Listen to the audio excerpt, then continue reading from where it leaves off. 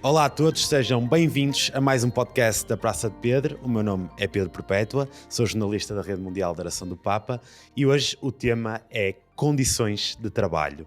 A intenção da oração e a ação que o Papa Francisco definiu para maio deste ano é esta mesmo, condições de trabalho. Entretanto, com a morte do Papa Francisco, a Igreja escolheu um novo Papa, Leão XIV, com quem caminhamos e rezamos pelos desafios da humanidade e da missão da Igreja. Comigo hoje, João Pedro Tavares, durante 10 anos presidente da ACES, Associação Cristã de Empresários e Gestores, e mais recentemente é presidente da UNIAPAC Europa, Associação Cristã de Empresários e Gestores na Europa, e também comigo Padre Fernando Ribeiro, Padre Jesuíta, Diretor-Geral Adjunto do Serviço Jesuíta aos Refugiados, o JRS. Muito obrigado por se juntarem a mim e à Rede Mundial de Oração do Papa Portugal. Padre Obrigado, nós. Fernando, Padre João Pedro Tavares. Vamos a isto, vamos começar desde já a nossa conversa e vou começar pelo Padre Fernando Ribeiro. Padre Fernando Ribeiro, na sua experiência de padre, na sua missão de padre, como é que vê o impacto do trabalho na dignidade humana? É enorme, não é? Enfim, porque, bem, primeiro dizer que a minha função como padre não vejo mais impacto ou não deveria haver mais impacto do que qualquer outra pessoa, não é? O impacto que eu vejo como sacerdote é o impacto, enfim, que qualquer pessoa pode ver nesta questão do trabalho, não é? É verdade, enfim, eu para além de ser diretor-geral adjunto do JRS e dali ver muito impacto, não é? Na população que nos procura, migrante à procura de trabalho, também resido aqui num bairro social, aqui da margem sul, onde isso talvez seja mais gritante e, portanto, talvez aí como padre, enfim, pelo facto de estar aqui inserido numa paróquia, num bairro, tenha essa oportunidade de sentir na pele muito esse impacto por estar a viver com uma população, enfim, trabalhadora e muitas vezes com trabalhos bastante precários. Isto para dizer que é enorme, não é? Portanto, o trabalho é fundamental à vida humana e, portanto, é fundamental para a realização da pessoa humana e, portanto, tem, sem dúvida, muito impacto na vida da pessoa. Estávamos a falar de dignidade e eu tirei aqui algumas notas. O Papa Francisco deixou uma frase que achei muito interessante neste tema, que é: o que confere dignidade é ganhar o pão. Quer-me comentar esta afirmação do Papa Francisco? Claro que sim. Quem confere dignidade é ganhar o pão, ou seja, ganhar o pão é uma base fundamental para a dignidade humana, porque se trata enfim, daquilo que há de mais básico, que é a sustentabilidade de uma família, não é?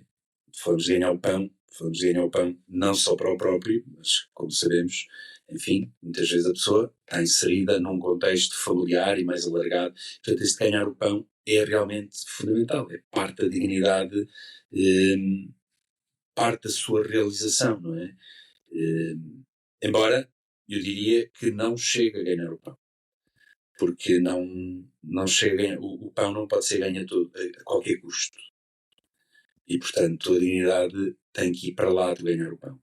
Embora eu perceba o Papa Francisco nesse sentido mais básico e elementar, porque sem ganhar o pão, então a pessoa está numa situação muitíssimo precária.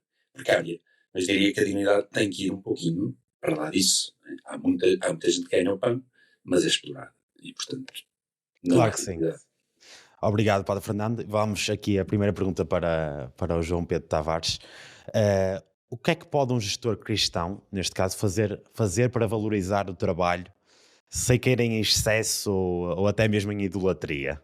É uma questão muito interessante, mas vou voltar aqui um bocadinho atrás, se me permitem, sobre a pergunta anterior, para vos dizer que a minha leitura daquilo que o Papa quer dizer é que não ganhar o pão é a porta aberta à pobreza.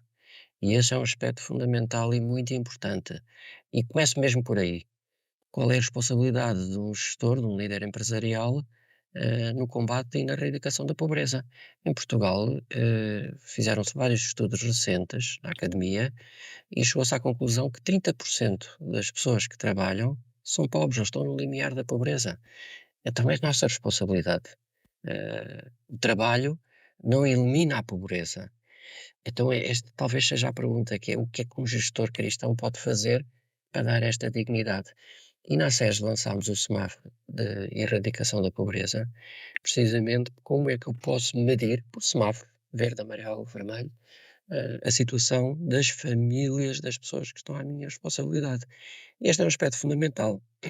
Desde logo, atender a critérios que vão para lá do mérito, da meritocracia e da produtividade e do resultado económico e financeiro, e vão para a realidade da pessoa. E este são critérios de autoavaliação familiar. Este é um tema muito importante que eu gostava de introduzir na dignidade.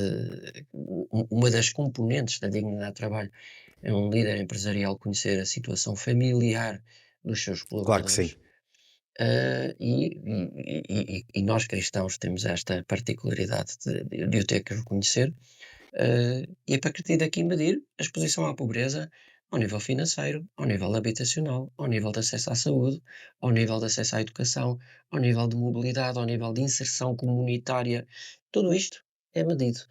E depois, coisa que não era feita no passado. Portanto, vocês reparem que os empresários e líderes cristãos estão a introduzir novos critérios de avaliação. E, portanto, o tema da pobreza e de compromisso de erradicar a pobreza dentro da organização é um tema de devolver a dignidade. Mas há outros, como por exemplo a forma como é tratado e valorizada a pessoa, da forma como consegue viver o equilíbrio vida e trabalho e família. Como é que a pessoa se sente no trabalho, não é? Que Como é que a pessoa se sente no trabalho? O trabalho é apenas e só uma linha de montagem e a pessoa é um recurso humano, palavra infeliz que durante muitos anos se utilizou, que agora está em colisão com recursos financeiros, com recursos tecnológicos, com outros recursos, e portanto tratar a pessoa como um recurso humano é pobre. É que são pessoas, nem profissionais apenas e só, são pessoas. Então eu tenho que tratar a realidade das pessoas que tenho à minha responsabilidade. Isso inclui as pessoas que trabalham na minha empresa, inclui os seus familiares e as suas realidades. E depois temas que estamos a desenvolver, como o que é um salário digno? E será que o salário mínimo é digno ou não? Ou depende do contexto familiar? Quantas pessoas é que eu tenho no meu agregado? Quantos ascendentes, eh, idosos às vezes? Quantos descendentes? E quantos deficientes? Portanto, às vezes discutimos muito salário mínimo e não discutimos salário digno. Eu creio que temos que mover-nos neste sentido. sim, e falou aí, há muitos fatores que têm que ser ponderados para o futuro.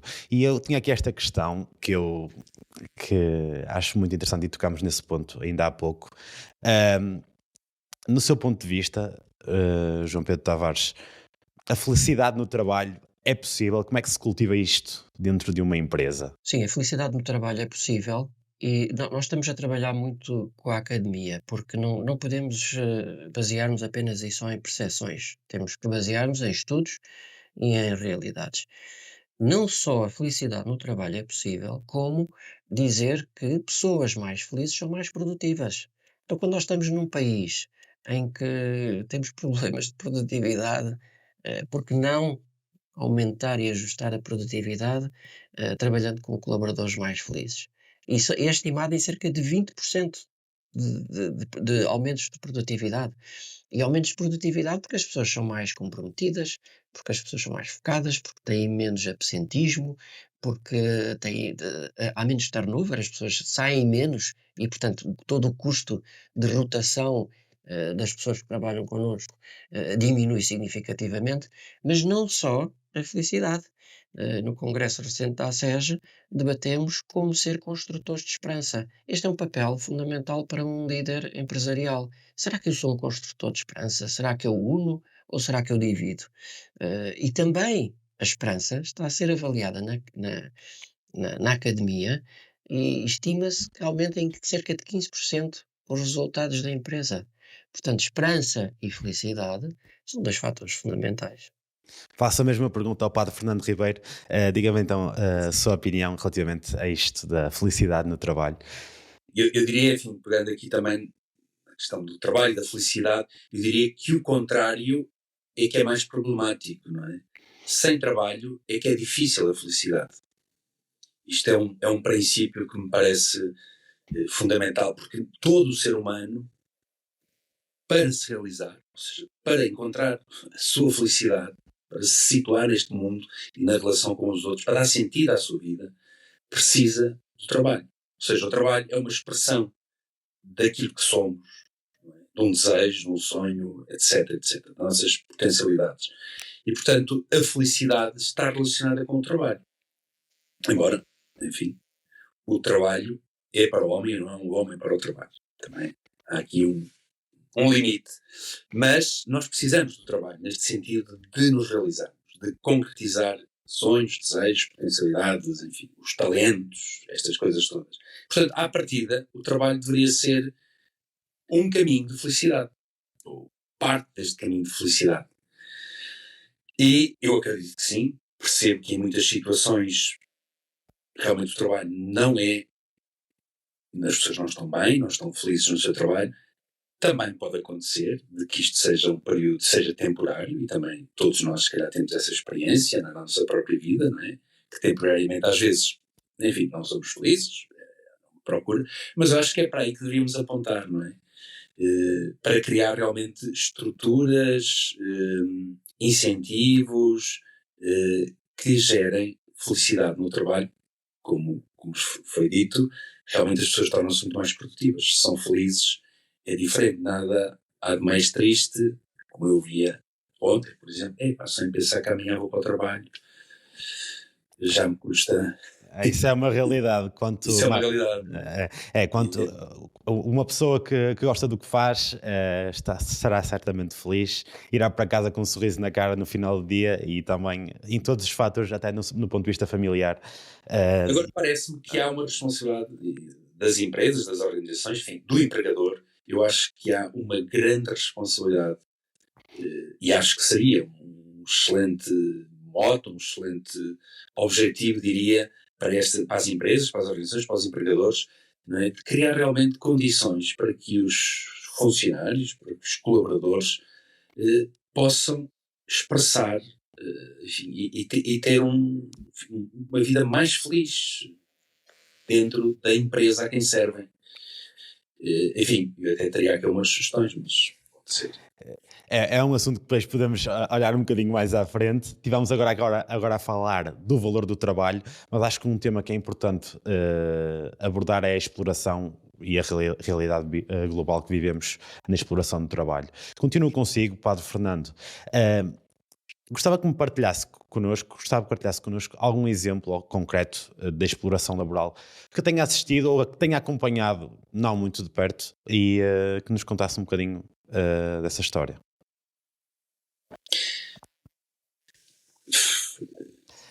Enfim, histórias e estando eu, enfim, quer trabalhando, quer no JRS, quer aqui no bar, enfim, tenho a oportunidade de perceber que há muitas situações, ou vai havendo situações de exploração, não é?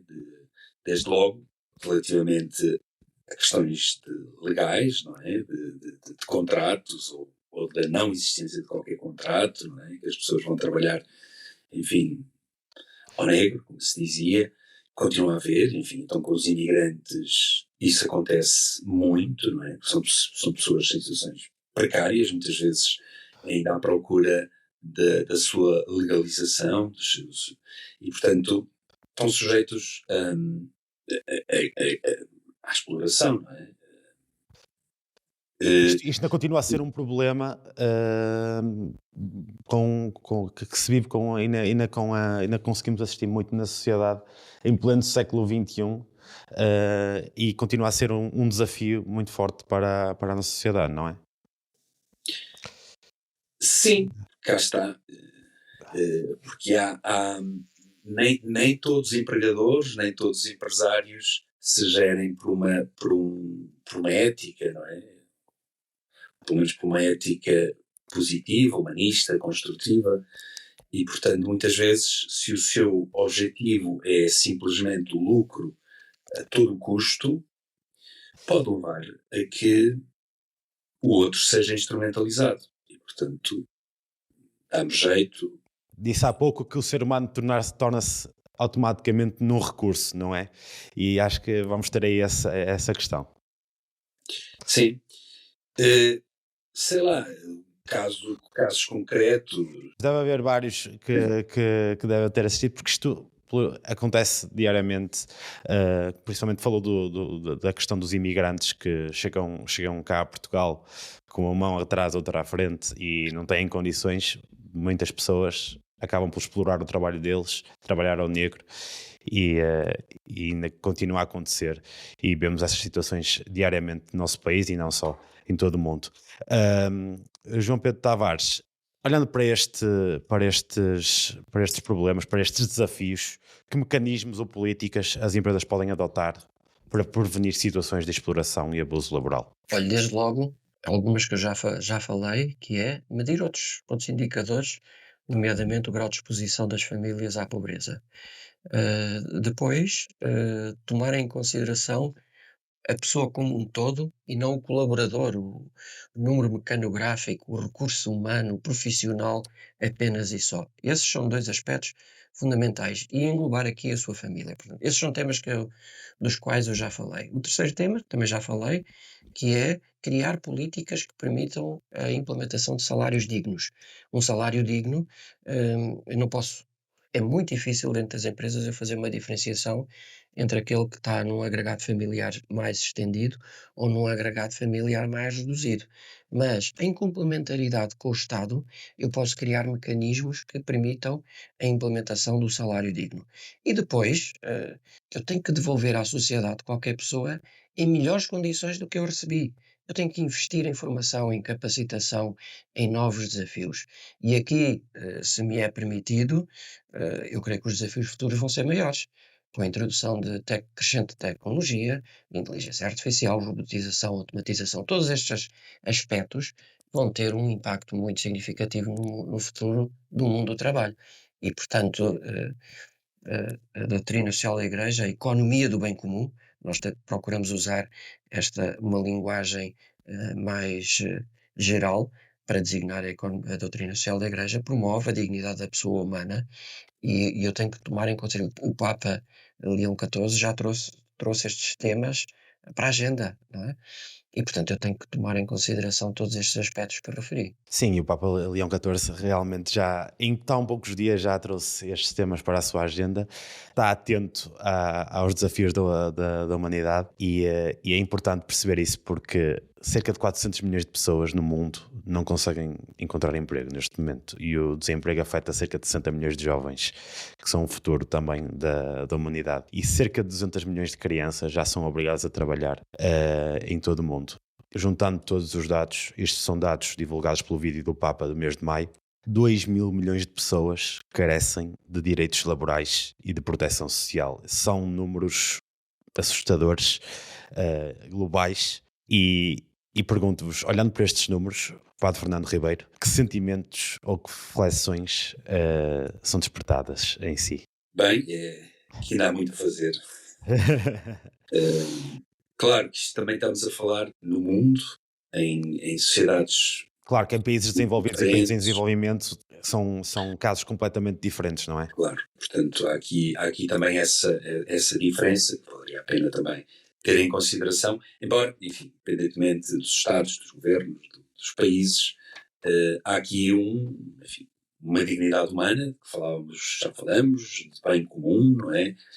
Estes princípios da doutrina social da Igreja que, enfim, diria que para nós cristãos é fundamental e em qualquer parte do mundo devemos sempre lutar e procurar que sejam cumpridos, não é?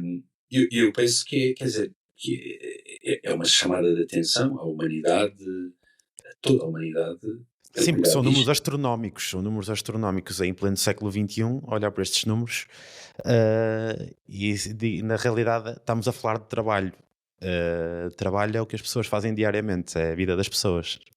Claro, nem todas as sociedades, enfim, estão Claro que eu estou a Digamos, generalizar, estou a falar da humanidade no sentido geral. claro, por exemplo, o trabalho infantil, que para nós é muito claro, que não está correto, que não é justo, em muitos países é uma prática, não é? Acredito que possa ser corrigida no tempo, não é? Dos próximos anos, mas a verdade é que em muitos países é uma prática normalizada, portanto, as pessoas começam a trabalhar muito mais cedo. Com isto não estou a dizer que está correto, portanto, acho que é uma chamada de atenção, como eu dizia no início, a que a humanidade ponha mãos nisto e corrija. Neste caminho de dignificar o trabalho, acho que é mais esta intenção, o que a intenção mensal da oração do Papa, promovida pelo Papa Francisco, nos traz, é dignificar o trabalho, principalmente. Promover as melhores condições de trabalho. Olhando também para estes números, João Pedro Tavares, como é que olha para estes números? E como é que olha para o futuro neste momento? Olha, eu olho com esperança para o futuro, porque ponho um olhar de fé e de esperança e de amor, e portanto, como cristão, olho para o futuro com esperança. Mas deixa-me contar-lhe aqui uma história.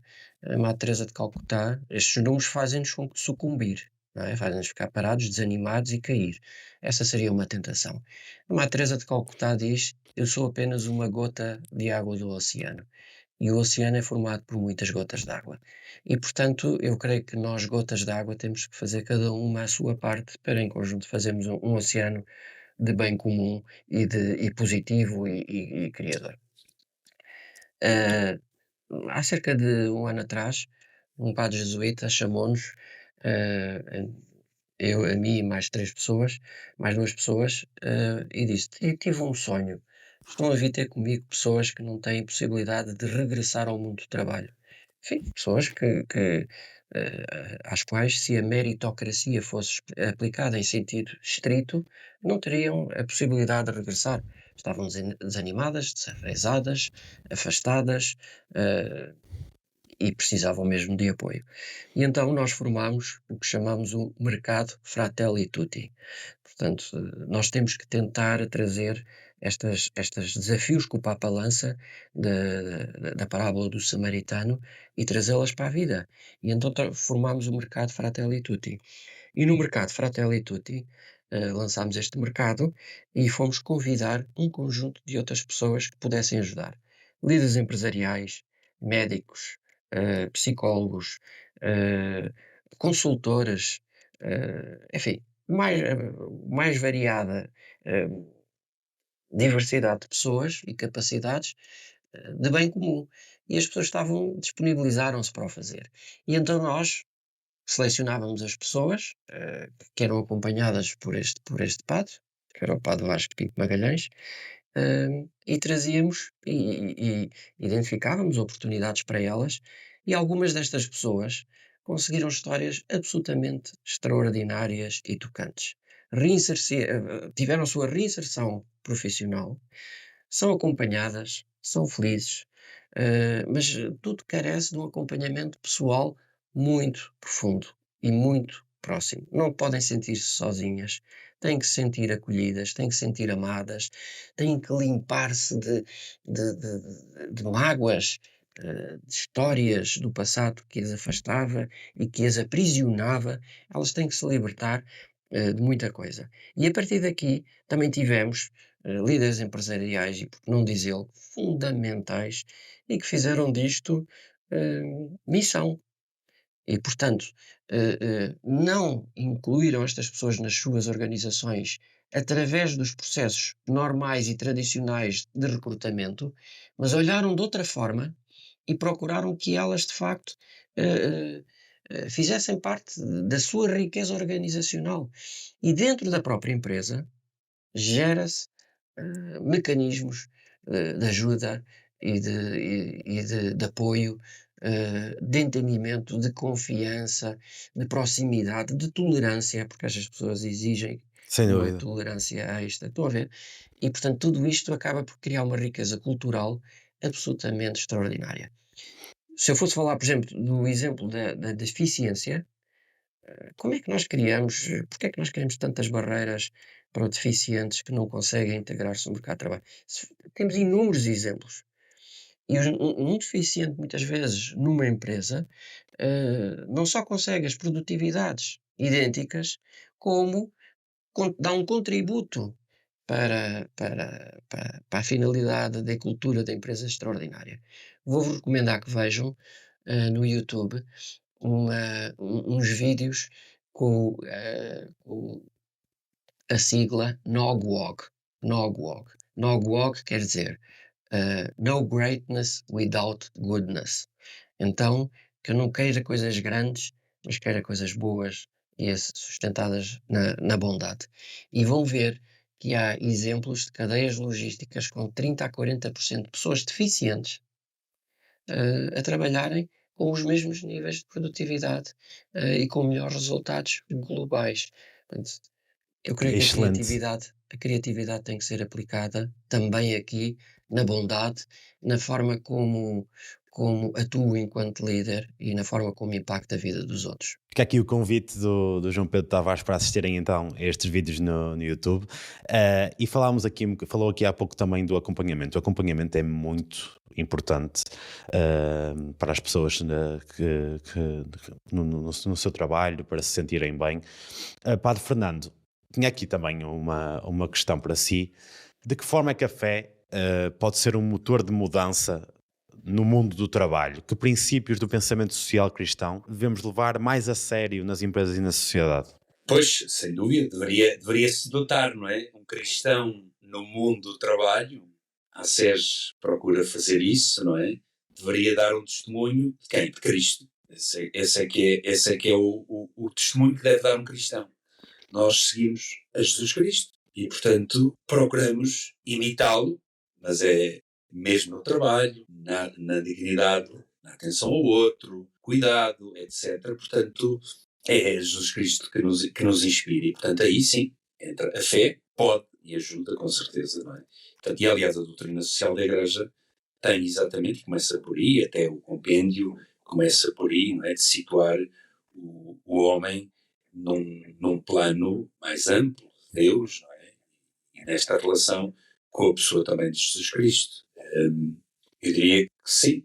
E, aliás, a ver os Evangelhos, não é? Tudo que fizeste são dos mais pequeninos, foi a mim que o fizeste. Aquilo que deixaste de fazer um dos mais pequeninos, pobres, os doentes, os idosos, foi a mim que deixaste de fazer, não é? Portanto, é também Jesus que fala da importância de pôr os nossos talentos a render, enfim, do amor ao outro, ao próximo, enfim. Os Evangelhos e a pessoa de Jesus Cristo, se for levada a sério, é realmente transformadora. E, portanto, se for levada a sério por quem tem responsabilidades neste mundo do trabalho, é transformador, tem que ser. Acha que, por exemplo, as pessoas precisam de ser mais ouvidas para se sentirem mais acolhidas nos tempos que vivemos?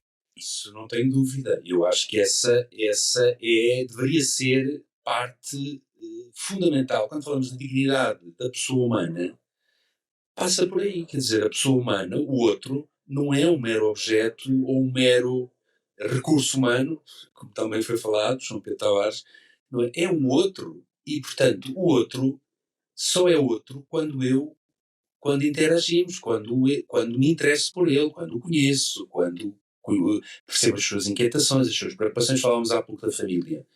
É fundamental que se acompanhe, que se perceba também esta dimensão na vida da outra pessoa, não é? Eu percebo que hoje as empresas, enfim, são gigantes, são enormes, mas é para isso que elas também têm, enfim, outros quadros, não é? Eu acho que isto seria algo a cuidar e algo a pôr em prática nas empresas, enfim, todas as organizações, todos os locais onde se empregam pessoas, que a pessoa seja tratada pelo seu nome, por quem é, é única, portanto, que seja acompanhada, cá está, que seja escutada. Pronto, talvez alguns empresários me pudessem dizer, mas não há tempo, isto agora é só produzir, pois. Aí está o problema, é que o outro é visto como uma máquina, não é? Mas aí já começam problemas relativos à dignidade humana, claro. O outro é um outro, o outro chama-se António, Manuel, João, tem uma vida e eu tenho que escutar, tenho que me interessar por ele, eu sou responsável pelo outro. E acima de tudo compreender também o outro lado, porque cada pessoa tem a sua vida. E compreender, claro. Nós na ASEG, há 17 anos atrás, reunimos no Conselho de Administração, na sala do Conselho de Administração, vários administradores de múltiplas empresas com a presença de um padre. E fomos meditar o que é que significava ser um empresário à maneira de Zaqueu, que devolveu 4 vezes mais daquilo que tinha recolhido, indevidamente. E aquilo interpelou-nos muito, de tal maneira que formámos uns grupos chamados precisamente, Como Ser Cristo na Empresa. E esse pequeno grupo de 8, eh, enfim, tornou-se em algo mobilizador e transformador. Hoje são mais de 500 pessoas nestes grupos que meditam todos os meses o que é que significa ser Cristo na empresa. Repare que o Cristo chamou os seus discípulos em contexto de trabalho, em contexto profissional. Não foi na sacristia, não foi na sinagoga que os chamou. Foi quando eles estavam a trabalhar. Portanto, ele está lá metido no meio. E o segredo é precisamente inspirar os líderes empresariais no seu coração a viverem amor, verdade, para transformarem as empresas e influenciarem a sociedade. Hoje são 500 pessoas espalhadas pelo país, com mais de 50 padres e bispos, e que meditam documentos do mundo ou documentos da Igreja. E perguntamos-nos: será que eu sou um líder fratelli tutti? E o que é que isso significa? Será que a minha empresa é laudato si? E o que é que isso significa? Será que eu promovo uma caritas in veritate na cultura e na forma de estar ou não? Isto é muito desafiador, isto é muito transformador.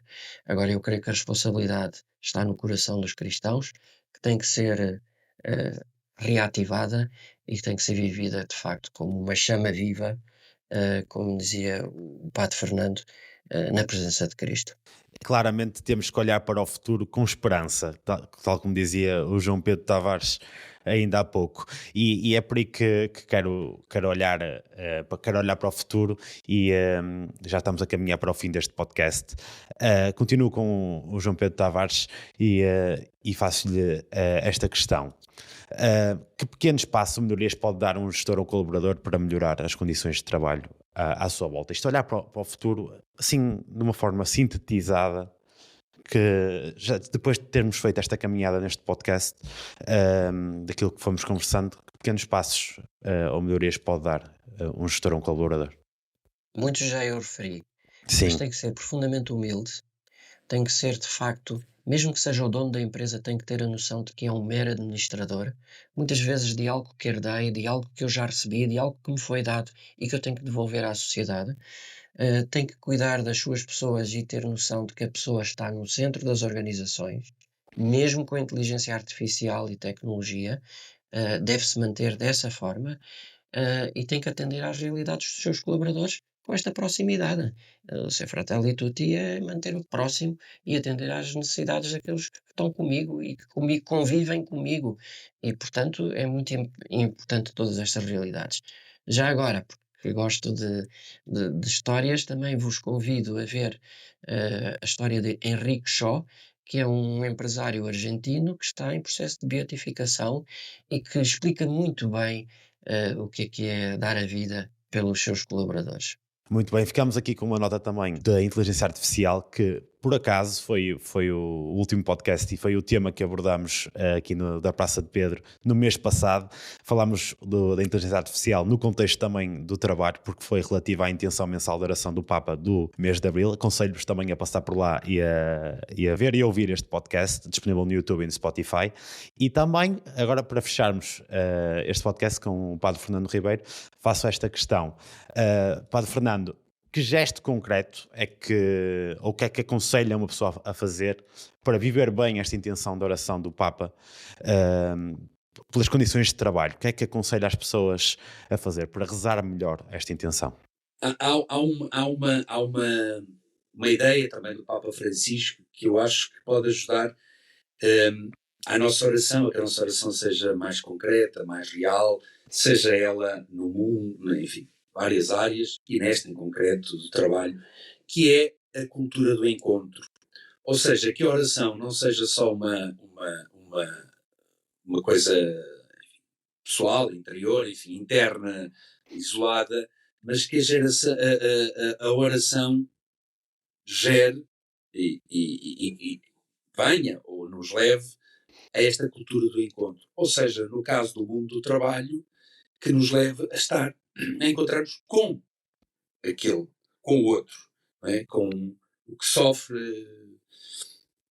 por problemas, enfim, de falta de dignidade no seu trabalho, pelas suas dificuldades, por salários, enfim, pouco justos, etc. Né? Que esta oração, eu diria que nos possa, ou que esta intenção nos possa levar a aproximarmos destas pessoas. Quando nos aproximamos, ouvimos as histórias, conhecemos, as coisas mudam, ganham outra força. E isso sim produz em nós transformação e produz em nós um outro nível de oração. Seria uma pena, tendo um Leão 14, estando nós a falar do trabalho humano, que não citemos brevemente Leão 13, que foi o antecessor, ou enfim, e que foi aquele que escreve precisamente uma encíclica sobre, onde examina as condições de trabalho e da dignidade dos trabalhadores. Era só reforçar isto, me parece que encaixa bem, não é? Portanto, exatamente, Leão 13 tinha visto muitas das coisas que nós hoje continuamos a ver. Era a industrialização naquele tempo, hoje, se calhar, é a tecnologia, inteligência artificial, etc., que estão a lançar novos desafios, não é? Alterações naquele tempo da relação entre operários e patrões, também elas hoje estão a acontecer. A riqueza num pequeno número, as riquezas que estavam num pequeno número de pessoas, parece que ainda se acentuou mais, não é? E, enfim, pronto, acho que era só deixar isto como, acho que se calhar valia a pena voltarmos nós próprios e sobre este tema de trabalho, voltarmos a esta Renovarum, de Leão 13, de 1891. Que ainda é muito atual nos tempos nos tempos que vivemos hoje. Muito bem, muito obrigado ao João Pedro Tavares e ao Padre Fernando Ribeiro por aceitarem este convite de participar num episódio do podcast da Praça de Pedro da Rede Mundial de Oração do Papa. Muito obrigado por aceitarem este desafio. Foi um prazer ter-vos connosco aqui na Rede Mundial de Oração do Papa. Obrigado também a si que nos ouve mensalmente com as intenções mensais da Oração do Papa, a refletirmos sobre as intenções mensais da Oração do Papa, que até o final do ano de 2025 vão-se manter as intenções mensais promovidas pelo Papa Francisco. Agora temos também connosco o Papa Leão XIV, que foi eleito pelo conclave mais recentemente. Muito obrigado por continuar a acompanhar a Rede Mundial de Oração do Papa nas plataformas digitais. Continua a ouvir o podcast da Praça de Pedro no Spotify, no YouTube, na Apple Podcast. E com isto, reze por nós rezamos por si.